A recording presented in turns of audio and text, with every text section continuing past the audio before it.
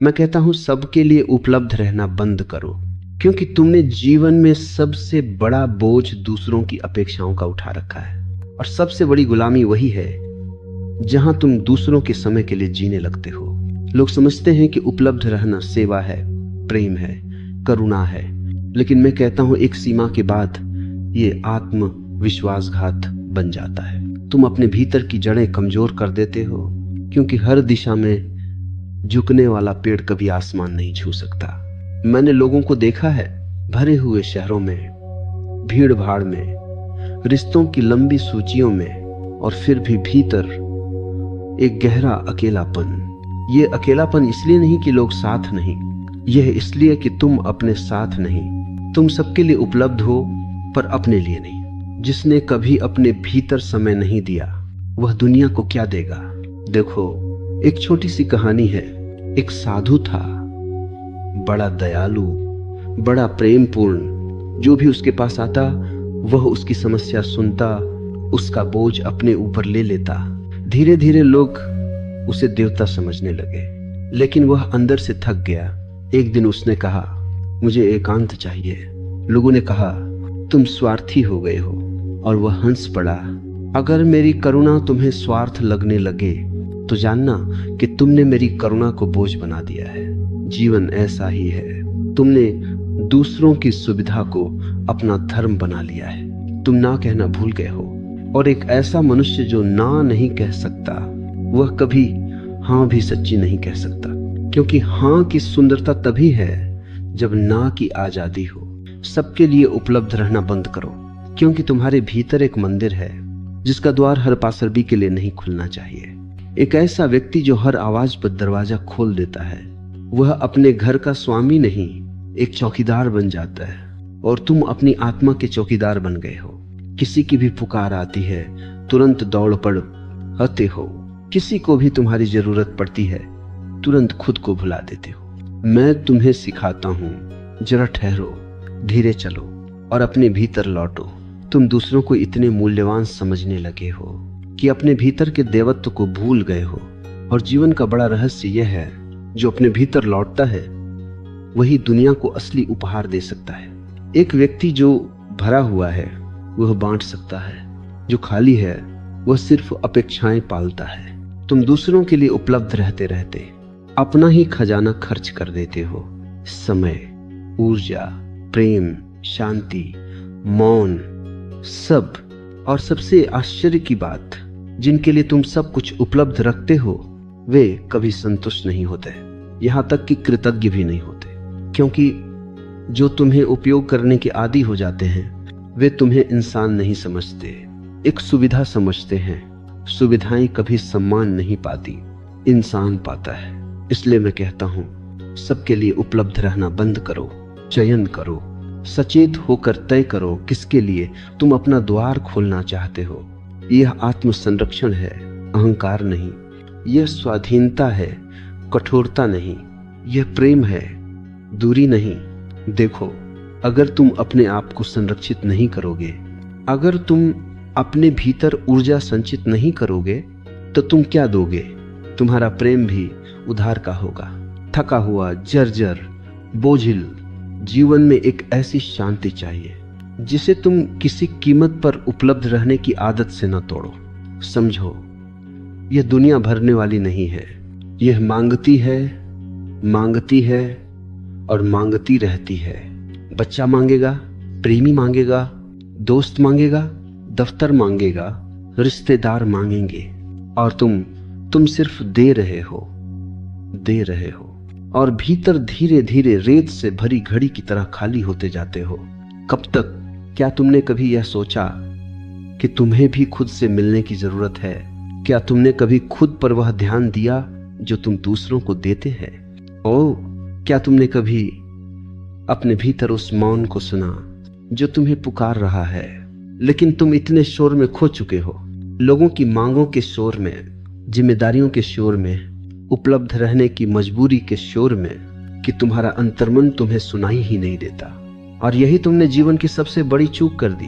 मनुष्य का पहला दायित्व स्वयं के प्रति है, बाकी सब बाद में आता है। जब तक तुम अपने लिए उपलब्ध नहीं हो तब तक दूसरों के लिए उपलब्ध होना एक पाखंड है।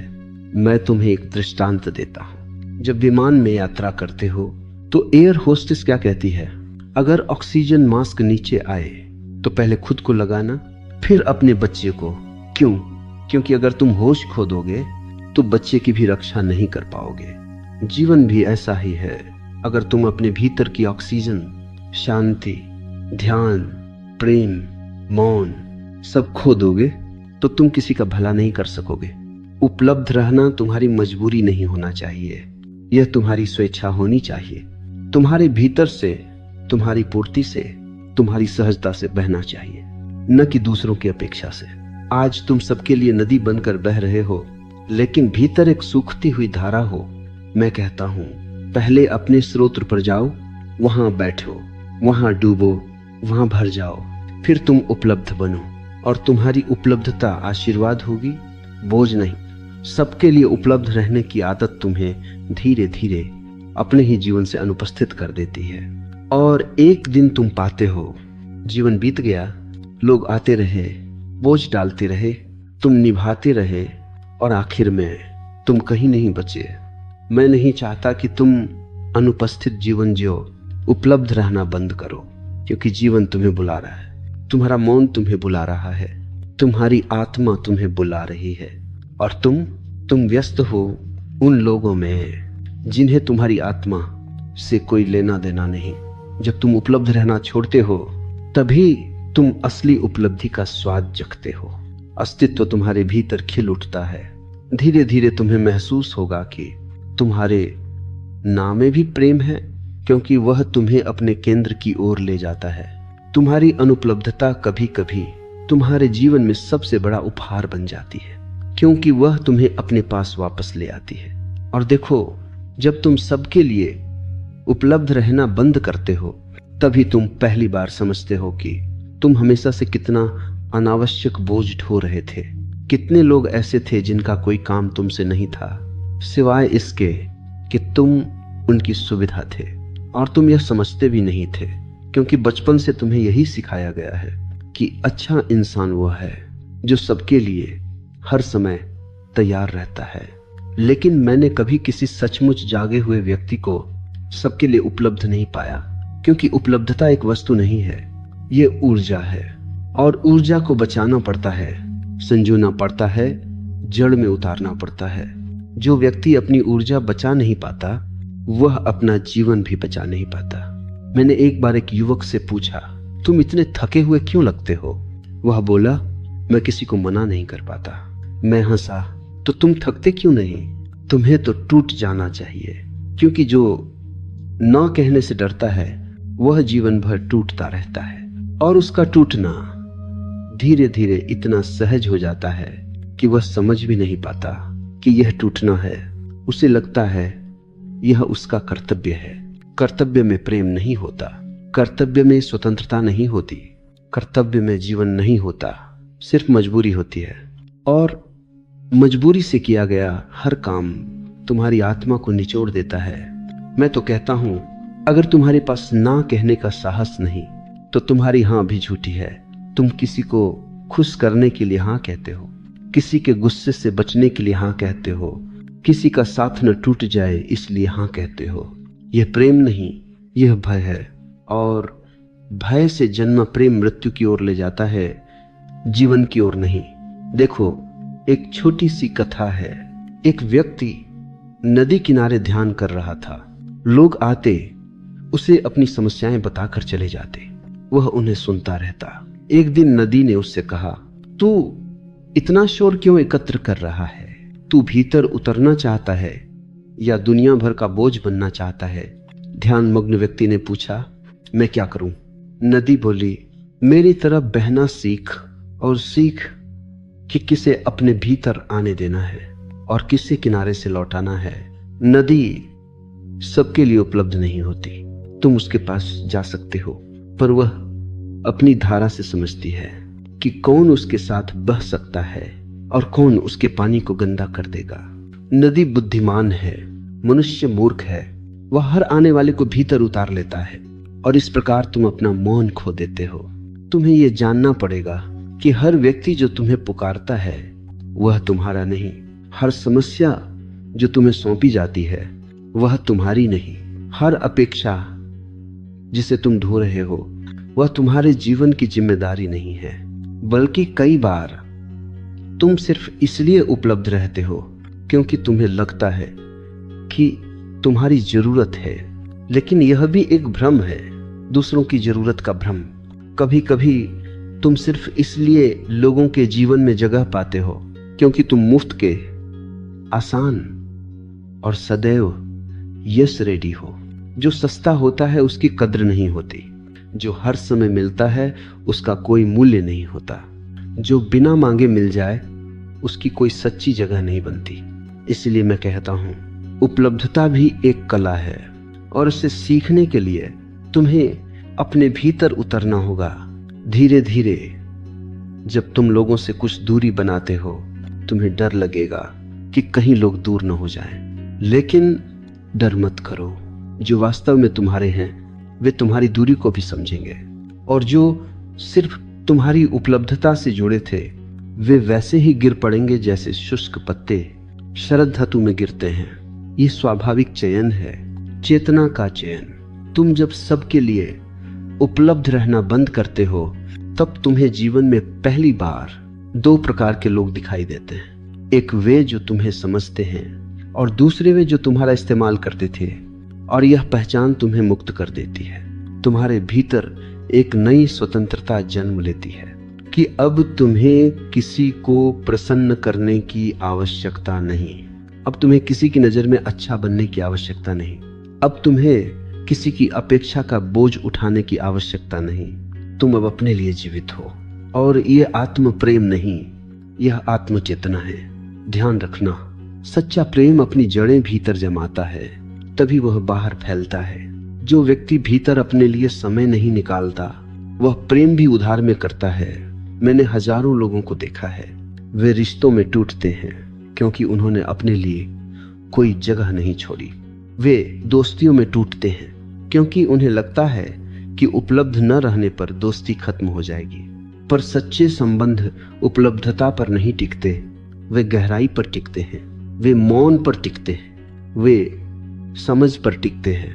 जो व्यक्ति तुम्हारे मौन को स्वीकार नहीं कर सकता वह तुम्हारे शब्दों के लायक भी नहीं है, और जो तुम्हारे अनुपस्थित होने से असुविधा महसूस करता है वह तुम्हारी उपस्थिति का सम्मान कभी नहीं करेगा। मैं कहता हूं, तुम्हारी अनुपलब्धता भी तुम्हारी उपस्थिति जितनी मूल्यवान है, क्योंकि अनुपलब्धता तुम्हें भीतर लौटाती है।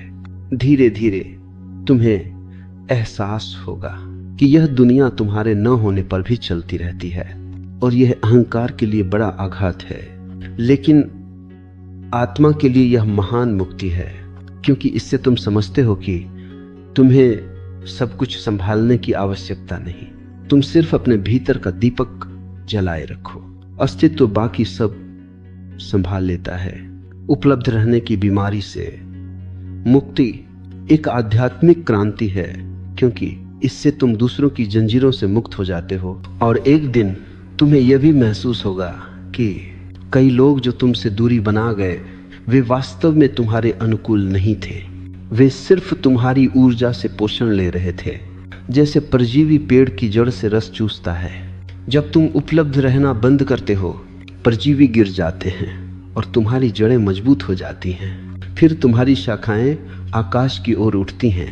जीवन का असली फूल तुम्हारे भीतर तब खिलता है जब तुम बाहरी दुनिया की आवाजों को धीरे धीरे मौन में विलीन कर देते हो। इसलिए मैं कहता हूं, उपलब्ध रहना बंद करो और जो तुम्हें सच में चाहिए उसके लिए उपलब्ध हो जाओ। अपने मौन के लिए, अपने ध्यान के लिए, अपने अस्तित्व के लिए। जो व्यक्ति अपने लिए उपलब्ध हो जाता है वह दुनिया के लिए वरदान बन जाता है, क्योंकि उसके भीतर से सुगंध निकलती है, दबाव नहीं। उसकी उपलब्धता प्रेम बन जाती है, बोझ नहीं। धीरे धीरे जब तुम सबके लिए उपलब्ध रहना छोड़ते हो तब तुम्हें एक और महान सत्य दिखाई देता है कि जिन लोगों को तुमने अपने ऊपर अधिकार दे रखा था वह अधिकार उन्होंने नहीं मांगा था, तुमने ही दिया था। लोग तो वहां तक ही प्रवेश कर सकते हैं जहां तक तुम उन्हें अनुमति देते हो। अगर वे तुम्हें थका रहे हैं, अगर वे तुम्हें ऊर्जा विहीन कर रहे हैं, तो उसके लिए वे जिम्मेदार नहीं, तुम जिम्मेदार हो, क्योंकि तुमने अपने द्वार खोल रखे थे बिना यह जाने कि किसे भीतर आने देना है और किसे नहीं। मैं अक्सर कहता हूं, अति सोचो कि तुम्हारा घर है। अगर कोई भी राह चलता व्यक्ति दरवाजा खटखटाए और तुम बिना सोचे उसे भीतर बुला लो, तो घर घर नहीं रहेगा, सराय बन जाएगा। और यह बड़ा आश्चर्य है, कई लोगों के भीतर घर जैसा कुछ नहीं होता। उनके भीतर सिर्फ भीड़ होती है, मालिक कोई नहीं। तुम्हारे मन में इतनी आवाजें हैं, किसी की अपेक्षा, किसी का गुस्सा, किसी का दुहक, किसी का आदेश, किसी की शिकायत। हर कोई बैठा है तुम्हारे भीतर, तुम्हारी कुर्सी पर, तुम्हारे स्थान पर, और तुम बाहर दरवाजे पर खड़े हो और पूछ रहे हो सब ठीक है। तुम अपने ही जीवन के बाहर खड़े हो गए हो। यह कैसा जीवन है? जब तक तुम सबके लिए उपलब्ध हो, तुम खुद के लिए अनुपलब्ध हो जाते हो। और जो व्यक्ति अपने लिए उपलब्ध नहीं, वह जीवन से कट जाता है। मैंने एक बार एक महिला से पूछा, तुम्हें क्या चाहिए? वह चौंक गई, क्योंकि उसने कभी सोचा ही नहीं था। उसने कहा, मैं तो सबकी ज़रूरतें पूरी करने में लगी रहती हूँ, मेरी ज़रूरत क्या है मुझे नहीं पता। सोचो, एक मनुष्य अपनी ज़रूरत भूल जाए, ये कितना बड़ा त्रास है। पर यह त्रास तब जन्मता है जब तुम अपनी पूरी ऊर्जा दूसरों की ज़रूरतों में बहा देते हो। ध्यान रखना, दूसरों की ज़रूरतों का कोई अंत नहीं। तुम एक को दोगे, दूसरा आ जाएगा। तुम दूसरे को दोगे, तीसरा खड़ा होगा। और धीरे धीरे तुम एक ऐसे कुएं की तरह बन जाते हो जिससे हर कोई पानी भरता है, पर कोई कभी देखता भी नहीं कि कुआं सूख रहा है। एक सूखे कुएं का क्या मूल्य? मैं कहता हूँ, पहले खुद को भर लो, फिर जो बचेगा वह दुनिया के लिए अमृत होगा। लेकिन तुम उल्टा करते हो, पहले दुनिया को बांटते हो, फिर अपने लिए जो बचता है वह कचरा होता है। थकान, बेचैनी, घबराहट, टूटन, क्या यह जीवन है? ध्यान जीवन का पुनर्जन्म है। लेकिन ध्यान तभी संभव है जब तुम अपने लिए समय निकालो, और अपने लिए समय तभी निकलता है जब तुम सबके लिए उपलब्ध रहना बंद करो। उपलब्ध रहना कोई सद्गुण नहीं, यह एक आदत है जो तुम पर थोप दी गई है।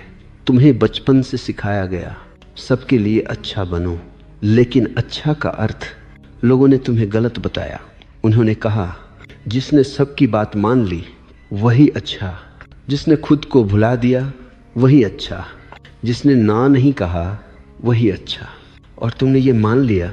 अब तो तुम्हारा ना तुम्हें अपराध जैसा लगता है, क्योंकि तुम्हें सिखाया गया था कि ना बुरा है। मैं कहता हूँ, ना बुरा नहीं है, न तुम्हारी आत्मा की सीमा है, न तुम्हारी स्वतंत्रता है, न तुम्हारी सुरक्षा है। कभी किसी बुद्ध पुरुष ने यह नहीं कहा कि जीवन में सबको हाँ कहो। कृष्ण ने कहा, धर्म के अनुसार जियो। बुद्ध ने कहा, मध्यम मार्ग। लाओ त्से ने कहा, स्वाभाविक बनो। स्वाभाविक मनुष्य सबको हाँ नहीं कह सकता, क्योंकि जीवन स्वाभाविक रूप से सबको स्वीकार नहीं करता। प्रकृति को देखो, हर पेड़ हर ऋतु में फल नहीं देता, हर नदी हर मौसम में नहीं बहती, हर पौधा हर दिशा में नहीं झुकता, हर फूल हर कीड़े को अपना रस नहीं देता। एक गुलाब भी चयन करता है, कौन सा कीड़ा उसे नष्ट करेगा, कौन सी हवा उसे सहलाएगी, कौन सा मौसम उसे खिलाएगा। उसके भीतर बुद्धि है। क्या मनुष्य गुलाब से भी कम बुद्धिमान है? लेकिन सबके लिए उपलब्ध रहने की आदत तुम्हारे भीतर की इस बुद्धि को कुंद कर देती है। तुम्हें लगता है सबको खुश रखना है, और इस कोशिश में तुम्हारा चेहरा अपने ही लिए अजनबी हो जाता है। मैंने सैकड़ों लोगों को ध्यान में ढहते देखा है, क्योंकि वे पहली बार अपने अंदर अकेले बैठे थे। उन्हें नहीं पता था कि वे भीतर से इतने खाली हो चुके हैं। खालीपन बुरा नहीं है, लेकिन अनचाहा खालीपन तुम्हें तोड़ सकता है, और यह खालीपन जन्मता है सबके लिए उपलब्ध रहने की बीमारी से। तुम्हें यह समझना होगा कि तुम्हारा समय पवित्र है, तुम्हारी ऊर्जा पवित्र है, तुम्हारी आत्मा पवित्र है, और पवित्र चीजें हर किसी पर खर्च नहीं की जाती। धीरे धीरे तुम सीखोगे कि तुम्हारी सीमाएं तुम्हारी सुरक्षा है, तुम्हारी अनुपलब्धता तुम्हारा मौन है, तुम्हारी दूरी तुम्हारा उपचार है, तुम्हारा ना तुम्हारा औषध है। तुम जब कुछ लोगों से दूरी बनाते हो तो तुम्हारी आत्मा सुकून महसूस करती है, जैसे कोई बोझ उतर गया हो। और यह दूरी किसी के खिलाफ नहीं होती, ये तुम्हारे पक्ष में होती है। तुम जब सबके लिए उपलब्ध नहीं रहते तभी तुम अपने लिए उपलब्ध हो जाते हो, और जब तुम अपने लिए उपलब्ध होते हो तभी तुम अस्तित्व के लिए भी खुलते हो, क्योंकि भीतर मौन खुलता है, बाहर उपलब्धता बंद करती है। यह जीवन का रहस्य है। दुनिया से दूरी, अस्तित्व से निकटता, लोगों से अनुपलब्धता, अंतरात्मा से उपलब्धता। और जिस दिन तुम्हें ये अंतर समझ में आ जाए उस दिन तुम्हें कोई बांध नहीं सकता। तुम्हारा मौन तुम्हारी शक्ति बन जाता है, और तुम्हारी अनुपलब्धता तुम्हारे भीतर ध्यान का द्वार खोल देती है, जहां से तुम वह फूल बनते हो जिसकी खुशबू बिना प्रयास सब तक पहुंचती है। जब तुम सबके लिए उपलब्ध रहना बंद करते हो तभी तुम देख पाते हो कि तुम्हारा मन किस तरह धीरे धीरे दूसरों के हाथों की कठपुतली बन चुका था। लोगों ने तुम्हारी डोर खींची, तुम चल पड़े। किसी ने कहा यह करो, तुम कर दिए। किसी ने कहा यह मत करो, तुम रुक गए। किसी के गुस्से से डरकर, किसी के प्यार के लालच में, किसी के प्रशंसा के मोह में, किसी की उपेक्षा के भय में तुम अपनी ही डोरें उनके हाथों में सौंपते गए। और तुमने सोचा यह प्रेम है, यह संबंध है, यह कर्तव्य है। नहीं, यह दास्ता थी, एक मिठास भरी दास्ता जिसके भीतर तुम धीरे धीरे खोते गए। जब तुम उपलब्ध नहीं रहते तो पहली बार तुम्हें यह दिखता है कि तुम्हारे जीवन में कितने लोग सिर्फ तुम्हारी उपलब्धता पर टिके थे, तुम्हारी व्यक्ति विशेषता पर नहीं। और ये जानना दुखद भी है, मुक्तिदायक भी। तुम्हारा मन पहले तो तड़पेगा, क्योंकि उसने वर्षों तक दूसरों की हाँ और न पर निर्भर रहना सीखा है। लेकिन जैसे जैसे तुम दूरी बनाते हो, मन परत दर परत शांत होने लगता है, जैसे कोई शोरगुल करता बाजार धीरे धीरे रात की नीरवता में डूबता चला जाए। एक समय आता है जब तुम अचानक महसूस करते हो तुम्हारे भीतर एक मौन खड़ा है, एक उपस्थिति खड़ी है जिसे तुम वर्षों से नहीं मिले थे। वह उपस्थिति तुम्हारी अपनी। तुम भूल गए थे कि तुम भीतर इतने संपन्न हो, लेकिन उपलब्धता की आदत तुम्हें इस संपन्नता से दूर ले गई। सोचो, एक व्यक्ति अपने घर में सोना छुपाए बैठे, भीख मांगे। यह कितना हास्यास्पद है। और तुम अपने भीतर की संपदा दुनिया को दिखाना तो दूर, खुद भी देख नहीं पा रहे। सबके लिए उपलब्ध रहना तुम्हें बाहर की ओर फेंक देता है, और अपने लिए उपलब्ध होना तुम्हें भीतर की ओर खींच कर ले आता है। जब तुम उपलब्ध नहीं रहते तो भीड़ छंट जाती है, लेकिन जो 2-4 लोग बचे रहते हैं वही तुम्हारे सच्चे संबंध हैं। बाकी सब हवा थे, तुम्हें धकेलते हुए, तुमसे ऊर्जा लेते हुए, लेकिन तुम्हें कभी छूते नहीं। एक व्यक्ति मेरे पास आया, वह बहुत दुखी था। उसने कहा, जब मैं सबके लिए उपलब्ध था मुझे सब चाहते थे, अब जब मैं अपने लिए थोड़ा समय निकालता हूँ तो लोग कहते हैं मैं बदल गया हूँ। मैंने कहा, तुम नहीं बदले, उनकी अपेक्षाएं उजागर हुई हैं। उन्हें तुम पसंद नहीं थे, उन्हें तुम्हारी उपलब्धता पसंद थी। और उपलब्धता कोई गुण नहीं, एक उपयोग है। लोग जहाँ उपयोग पाते हैं वहाँ रुकते हैं, जहाँ उपयोग नहीं मिलता वहाँ आगे बढ़ जाते हैं। अस्तित्व ऐसे लोगों को धीरे धीरे दूर कर देता है, एक उपकार की तरह, क्योंकि तुम उनके बोझ से मुक्त हो जाओ।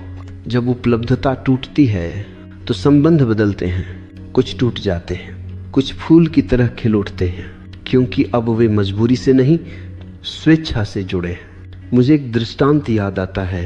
एक गुरु से शिष्य ने पूछा, मैं कैसे जानूं कि मेरे जीवन में कौन अपना है और कौन नहीं? गुरु हंसे और बोले, एक दिन चुपचाप लुप्त हो जाओ, उपलब्ध मत रहो, तुम्हारी अनुपस्थिति बताएगी कि तुम्हारी उपस्थिति का मूल्य किसे था। शिष्य ने ऐसा ही किया, वह कुछ दिनों के लिए गायब हो गया। बहुत कम लोग उसे खोजने आए, बाकी सब अगली उपलब्धता की ओर चले गए। शिष्य रोया नहीं, वह मुस्कुराया, क्योंकि पहली बार उसने जान लिया कि संबंधों की भीड़ में कितने चेहरे मुखौटे थे। उपलब्धता से बना संबंध कभी संबंध नहीं होता, वह एक व्यापार है। और व्यापार में हृदय नहीं होता, सिर्फ गणित होता है। जब तुम उपलब्ध रहना बंद करते हो तो तुम्हारे जीवन का गणित टूट जाता है, तुम्हारा जीवन संगीत बन जाता है, क्योंकि अब तुम दूसरों की धुन पर नहीं नाचते, तुम्हारी अपनी धुन है। और यही स्वतंत्रता है, यही ध्यान है, यही जीवन है। एक और गहरी बात समझो, तुम उपलब्ध इसलिए रहते हो क्योंकि तुम्हें यह डर है कि कहीं अकेले न पड़ जाओ, और दुनिया इस डर का खूब फायदा उठाती है। लेकिन मैं कहता हूँ, अकेलापन नहीं, तुम्हारा मौन तुम्हारा इंतजार कर रहा है। तुम जब एकांत में बैठते हो तो पता चलता है कि अकेलापन कोई कमी नहीं, एक उपस्थिति है। जहाँ तुम अपने साथ हो, दुनिया तुम्हारा समय चाहेगी, अस्तित्व तुम्हारा मौन चाहेगा, और तुम्हें स्वयं चुनना होगा कि तुम किसके लिए उपलब्ध हो।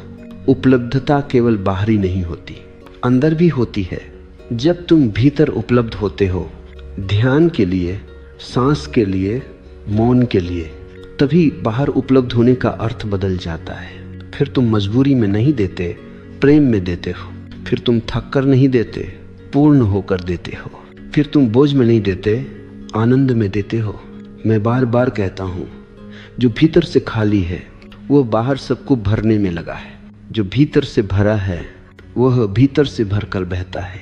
नदी की तरह बिना किसी प्रयास के तुम्हारी उपलब्धता कभी कभी दया का रूप ले लेती है, कभी थकान का, कभी आदत का, कभी भय का। लेकिन तुम्हारा मौन वह शुद्ध है, वह किसी के दबाव में नहीं आता, उसका कोई स्वार्थ नहीं। और जो मनुष्य अपने मौन के लिए उपलब्ध है, वह दुनिया के लिए भी उसी मौन की सुगंध देता है। लोग कहेंगे तुम बदल गए हो, तुम पहले जैसे नहीं रहे, और वे सही कहेंगे, क्योंकि तुम उठ गए हो उस जगह से जहां तुम गिरते जा रहे थे। तुमने अपनी आत्मा वापस ले ली है। अब तुम अपनी ऊर्जा उन जगहों पर खर्च नहीं करते जहां तुम्हारा कोई स्थान नहीं। यह परिवर्तन तुम्हें गहरा, मजबूत, स्वतंत्र बनाता है। और जब तुम स्वतंत्र होते हो तो उपलब्धता स्वाभाविक हो जाती है, वह बाध्यता नहीं होती। उपलब्धता जब बाध्यता हो तो तुम टूटते हो। जब वही उपलब्धता अंदर से आती है तो तुम खिलते हो। सबके लिए उपलब्ध रहना बंद करो, क्योंकि यह सब तुम्हारे जीवन के सबसे अनमोल समय को खा जाता है। और समय ही जीवन है, समय से ही सब कुछ जन्मता है। प्रेम, ध्यान, स्वप्न, अस्तित्व, आनंद। एक बार समय चुरा लिया जाए तो जीवन चुरा लिया जाता है। इसलिए अपनी उपलब्धता का द्वार सचेत होकर खोलो, और जहां तुम्हारी आत्मा सिकुड़े वहां बंद कर दो। ये कोई कठोरता नहीं, यह प्रेम की बुद्धि है।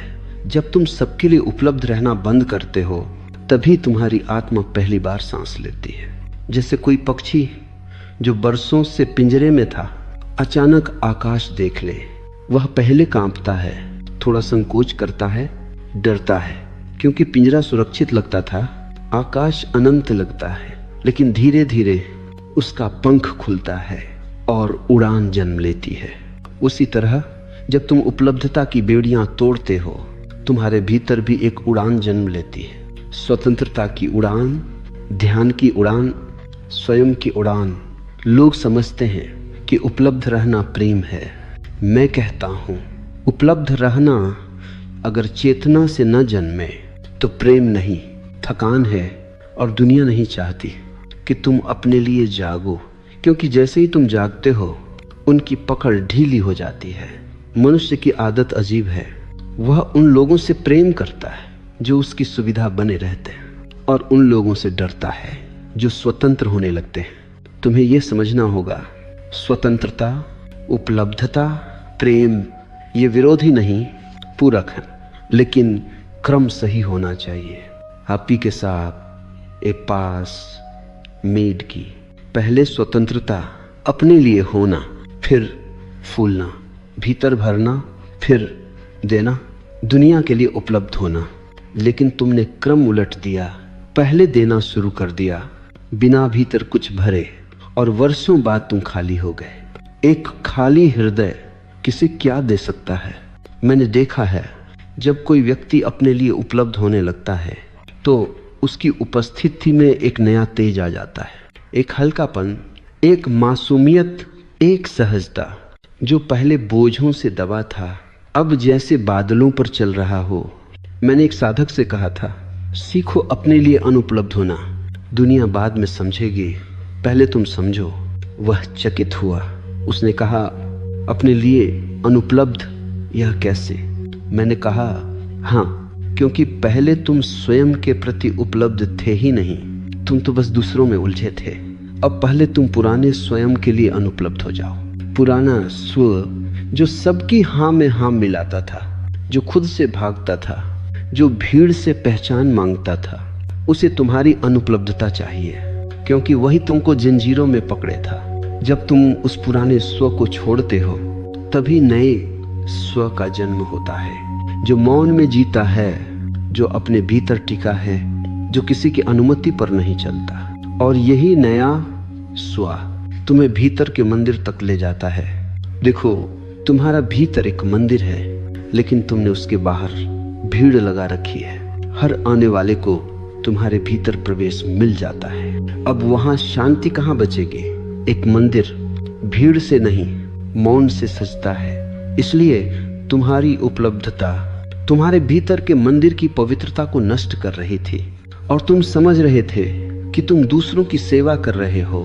यह सेवा नहीं, स्वयं के साथ विश्वासघात था। एक दिन एक व्यक्ति ने कहा, मैं अपनी माँ, पिता, दोस्त, परिवार सबके लिए उपलब्ध रहता हूँ, इसमें गलत क्या है? मैंने कहा, गलत कुछ नहीं, लेकिन सवाल यह है, तुम कब उपलब्ध रहते हो? यदि तुम उपलब्ध हो अपनी सहमति से, अपने प्रेम से, अपने मौन से, तो यह सुवास है। लेकिन यदि तुम उपलब्ध हो क्योंकि तुम्हें डर है, क्योंकि अपराधबोध है, क्योंकि आदत है, तो यह विषय है। दुनिया को तुम्हारी सेवा नहीं चाहिए, तुम्हारी सत्यता चाहिए, और सत्यता भीतर से आती है, भीड़ से नहीं। जब तुम उपलब्ध रहना बंद करते हो तो जीवन एक नया रंग दिखाना शुरू करता है। तुम्हें अचानक समय मिलने लगता है, परिवार के लिए नहीं, काम के लिए नहीं, दुनिया के लिए नहीं, अपने लिए। और जब तुम अपने साथ बैठते हो तो शुरुआत में अजीब लगता है, क्योंकि तुम वर्षों से अपने आप को टालते आए हो। तुम्हारा पहला सामना तुम्हारे मन से होगा, और मन कहेगा, तुम अकेले क्यों बैठे हो? किसी से बात करो, किसी को कॉल करो, मदद करो, मत रहो अकेले। मन को डर लगता है तुम्हारी मौन से, क्योंकि मन जानता है एक बार तुम भीतर उतर गए तो मन का खेल खत्म। मन की शक्ति दूसरों की अपेक्षाओं में थी, अब तुम उन अपेक्षाओं को काट रहे हो तो मन डगमगाता है। लेकिन यह एक अच्छा संकेत है। मन डगमगाए तो समझो तुम सही दिशा में हो। धीरे धीरे तुम्हारा भीतर एक चेतना की रोशनी से भरने लगता है, और तुम पाओगे कि जिन चीजों के लिए तुम दूसरों पर निर्भर थे वह सब भीतर मौजूद है। तुम्हें प्रेम चाहिए था, वह भीतर है। तुम्हें स्वीकृति चाहिए थी, वह भीतर है। तुम्हें सहारा चाहिए था, वह भीतर है। तुम्हें शांति चाहिए थी, वह भीतर है। बाहर सिर्फ प्रतिध्वनियां हैं, भीतर सत्य है। और यह सत्य तभी दिखाई देता है जब तुम सबके लिए उपलब्ध रहना बंद करते हो। एक बार एक युवक ने कहा, मैंने उपलब्धता कम की और लोग मुझसे नाराज हो गए। मैंने कहा, बहुत अच्छा, अब जानो कौन तुम्हारे प्रेम से जुड़ा था और कौन तुम्हारी उपलब्धता से। दुनिया अक्सर तुम्हारी अनुपलब्धता को अपराध बताती है, क्योंकि तुम उनके हाथ से निकल रहे होते हो। लेकिन यह अपराध नहीं, स्वतंत्रता की घोषणा है। तुम्हारी अनुपलब्धता तुम्हारी जागृति की शुरुआत है। जब तुम उपलब्ध रहना बंद करते हो, तुम्हारा हाँ पवित्र हो जाता है, तुम्हारा नामौन हो जाता है, तुम्हारी उपस्थिति बन जाती है दबाव रहित, आनंदपूर्ण, निर्मल।